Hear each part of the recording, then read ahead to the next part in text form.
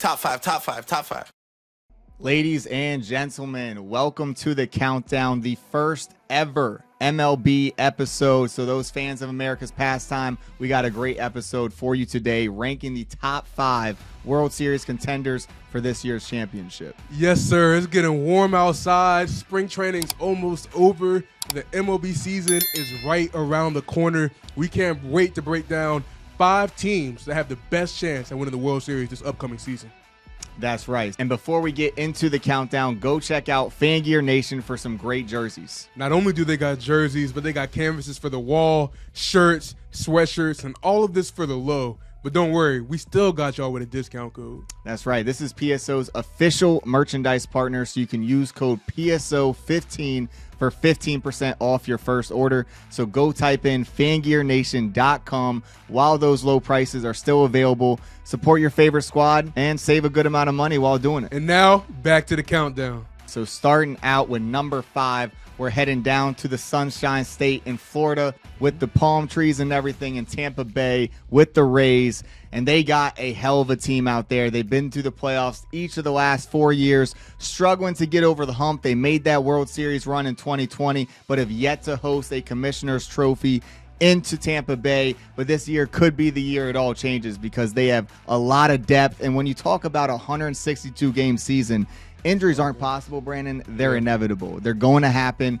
But no team, I think, is in a better position to withstand those injuries than Tampa Bay. And they're a team who's suffered a lot of them in the past. And instead of, bitching about it or complaining or feeling bad for themselves, they went and did something about it. They went after and found the solutions, fixed their mistakes in the past where they might have had a lack of depth, and now they have starting pitchers galore, a lot of depth at the position players, and can basically fill in for any player who misses a game, a week. They got guys ready to go, a lot of major league talent, and it's only going to get better for them in the future. The Tampa Bay Rays, they dropped the devil, and ever since then, they've been to the playoffs almost every single year.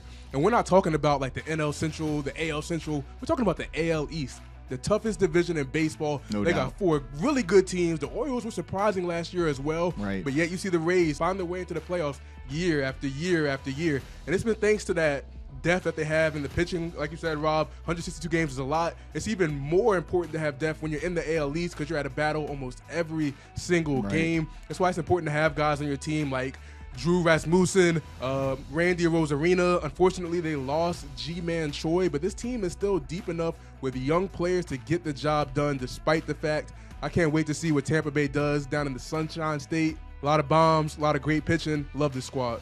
Yeah, you mentioned playing in that division of all those great teams with the Yankees and the Blue Jays, and you never know what to expect from the Red Sox. The Orioles, a team on the rise. The Rays were the only team to make this list because they have those star players on the positions. Like you said, Randy Arozarena, playoff legend, Wander Franco, and really their whole lineup doesn't have many weaknesses. Their starting pitching has great pitchers with Shane McClanahan coming off a Cy Young caliber season, Drew Rasmussen, another great pitcher. Even Jeffrey Springs came out of nowhere, had a very all-star caliber campaign. Tyler Glasnow coming back. He always brings the heat. So they have a really talented team, a solid bullpen, and could go and make a run this year. Absolutely. Deep team, tough division. They're going to make it happen, though. For sure. So moving on to number 4, we're going to the St. Louis Cardinals. Probably some people might be surprised to see them on this list, but they made it for a reason, Brandon. Yeah, St. Louis Cardinals are going to the next phase of their team. Obviously, they still have Wainwright, but they lost Yadier Molina.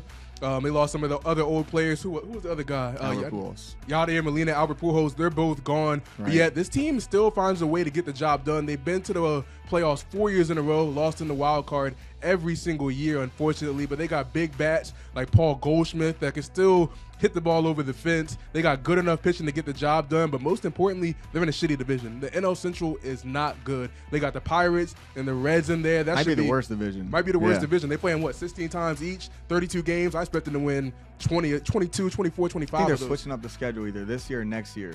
Interesting. But still a factor for sure. Exactly. Being in the shitty division definitely helps. Like I've said, they've been to the playoffs 4 years in a row. This might be the best team that they've had out of each of those 4 years. Right. So we're expecting big things from the Cardinals. We think they can have a big year. Yeah, you made a great point. Like the old players are gone with Yadier and Pujols, but new players are coming in, and the newest player, Jordan Walker, one of the top prospects in baseball, absolutely tearing the cover off the ball in spring training. He can make an impact this year. But it all starts at the top. The reigning MVP, Paul Goldschmidt, leading the team. Nolan Arenado, maybe the best third baseman in all of baseball, helping that lineup, making plays at the hot corner. And they just really don't have any weaknesses in their lineup either. You look all throughout, it's star player after star player. Catcher was their biggest weakness last year, but then they went and got Wilson Contreras to fill that hole. Probably now one of their better hitters in the lineup. So they really don't have any deficiencies. And then you combine that with a strong starting pitching staff, with a strong bullpen, they could not only win that shitty division, but go and make a run all the way through October. Also got good pitchers like Mikolas leading the lineup, but leading the order. So they got a really good ace. Like we said, depth matters a lot for all of these teams. You'll see all 5 of the teams on this list have the depth to withstand the 162-game season. And moving on to number 3, we got the reigning champions, the Houston Astros.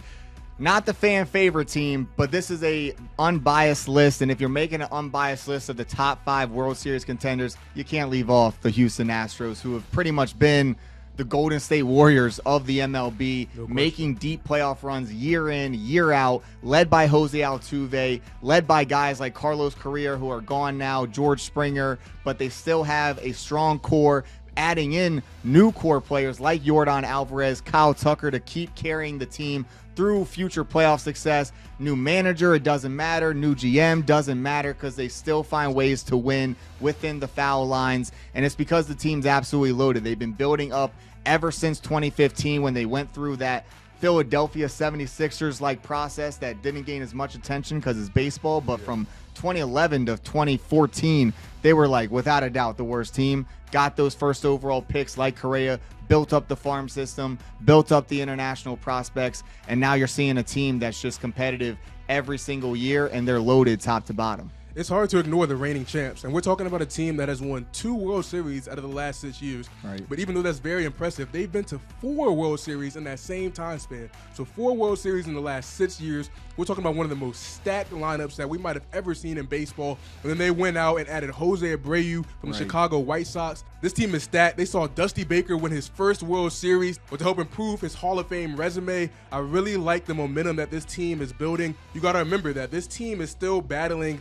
the allegations that came from their cheating scandal, and that is still a fuel to the fire for a team that has been as dominant as they've been. So like I said, they've been dominant. You add more fuel to the fire, and this team is just as scary as it gets. And it has the most clutch hitter in baseball, Yordan Alvarez, box office ticket. I watch the Astros play strictly to see Yordan Alvarez hit the ball in the 8th and 9th inning and drop a bomb just to make it exciting.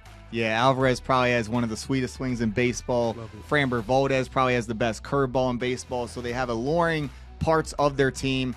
But I think just the fact that they won the World Series last year, they might not have as much drive this year to go back-to-back. We haven't seen a back-to-back World Series winner in the 21st century, so it's hard to predict it to happen this year. But if it was going to be a team, it'd be a team like the Astros, who every single year they're having deep playoff success, and maybe they do break that curse and end up winning it back-to-back this year. Hopefully. Big bats, big-time coach, good bullpen.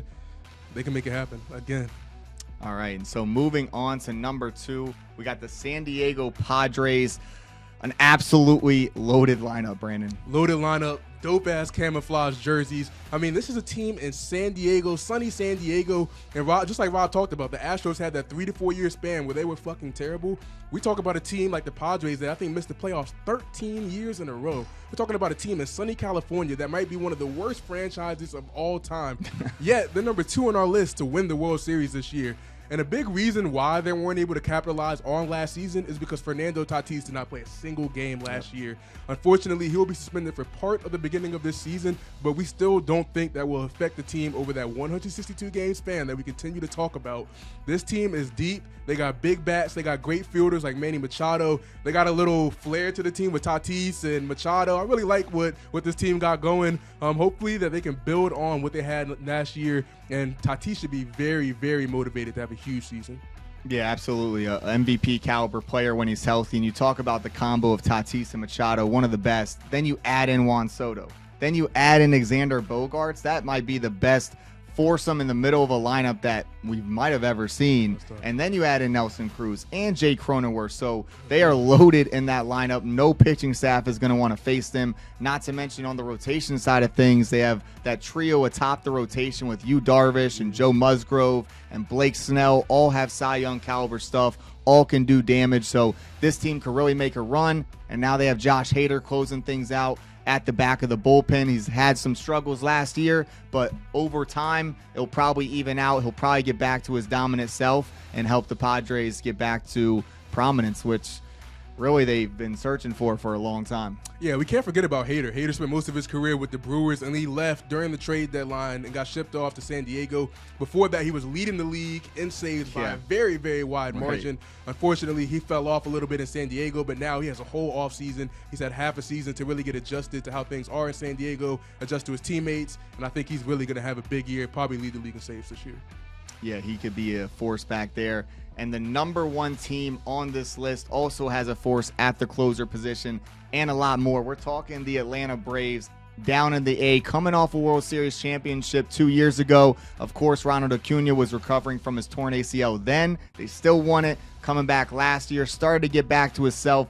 But this year could be the year where he just goes apeshit, wins the MVP, dominates in all these offensive categories, and really helps put them in that upper echelon of teams with the NL East, which is always going to be competitive with the Phillies and Mets, two teams who probably some would consider a World Series contender or a top 5 team that should have made this list. But the Braves are the only team from that vaunted division to crack this list because, I mean, they are loaded from top to bottom with the catcher Sean Murphy to first base with Matt Olson, both coming from the A's, now doing it with the Braves. And then you got Acuna and Albies and Austin Riley, on and on and on. That team has a lot of hitting, a lot of pitching, and could really make another run with that young core that they still have in place and could have for a long time. Yeah, and unfortunately, they lost former #1 overall pick Dansby Swanson in the middle of that infield. We talk about an athletic player. He went #1 for a reason. That's an unfortunate loss, but this team's stacked. They got Austin Riley, who might be better than Freddie Freeman. I mean, the numbers say that he is.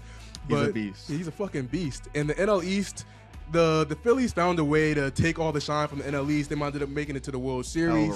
Took a lot of shine away from the Braves, but at the end of the day, the Braves have won the NL East 5 years in a row. We're talking about the team from the A, about to make it 6. Like Rob said, Ronald Acuna was still making his way back from a torn ACL. Obviously, no joke of an injury, and we're talking about an outfielder. Talking about one of the fastest players in the league, easily 20, 30 stolen base type guy. So now that he has like another year and a half, 2 years under his belt since that injury, it's time for him to have a big season. Love the Braves, love their energy, love the damn tomahawk chop and all that shit. The Braves are going to make some big shit happen. They're going to fuck up the Phillies this year. I truly believe that. Yeah, and got to talk about Michael Harris, too. The rookie last year just came right out the gate and let people know he's not messing around. Spencer Strider, too, another Rookie of the Year candidate. It's basically them two going for the Rookie of the Year in the National League on the same team, and that's exactly what the Braves do. They have obviously a very competitive team in the majors, but they continuously put out high-quality talent from the minor leagues as well, and it could happen again this year and just add that extra layer that could help them get over the hump and end up winning it all. Absolutely. Like Rob just said, it's really important to have a great farm system, and the Braves are a key cog of seeing how that has impacted teams and made them vault into winning the NL East 5 years in a row and making World Series appearances and even winning one. Right. So we think that the Braves have the roster. They built their team a certain way that they could win 2 of them in a 5-year span, and we think this is going to be the second one. Yeah, so check those odds. Could get some good value there in the sports books. And, of course, go to Pro Sports Outlook. You can make your own rankings. I think this might be one of the more controversial ones. A lot of great teams left off this list. If you're a fan of one of those teams, don't get mad at us. We're just picking the only 5 best. If there was 10 best, there'd be a lot more good teams on there. But we had to get it down to the top 5. And these are the 5 teams that might be the best bang for your buck to win it all.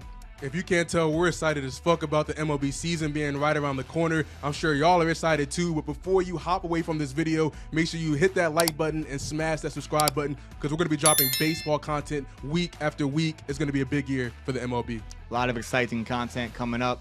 See you next time on The Countdown. Let's get it.